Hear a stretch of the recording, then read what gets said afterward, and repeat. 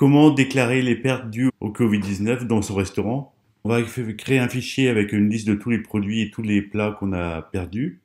Donc on va ici dans inventaire pertes. Alors la première chose à voir, c'est si vous avez l'onglet pertes ou pas ici. Si vous ne l'avez pas comme ici, on va l'ajouter dans les paramètres.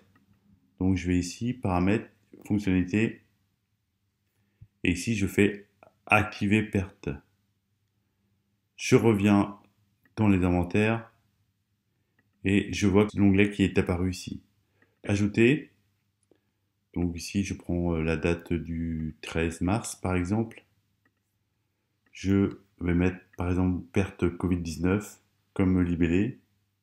Et ensuite, je vais ajouter soit des matières premières ou des plats qu'on a préparés. Donc je choisis ici des bananes, par exemple, pour 20 kg. Donc la raison, ça peut être DLC dépassé ou vous mettez tout autre pour fermeture forcée. Donc moi, je vais mettre DLC dépassé ici. Je vais ajouter un autre ingrédient, par exemple du beurre pour 10 kg.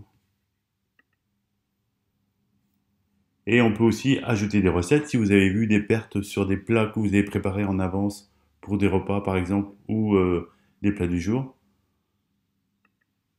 On peut aussi mettre les pertes, la mayonnaise par exemple. J'en ai fabriqué 10 litres que j'ai perdu.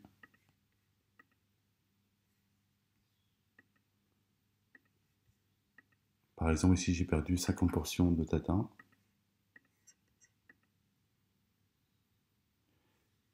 Et le prix se met à jour ici, le total se met à jour automatiquement, donc ce sont des prix hors taxe. Donc le prix des recettes est calculé en fonction des ingrédients de base que vous avez.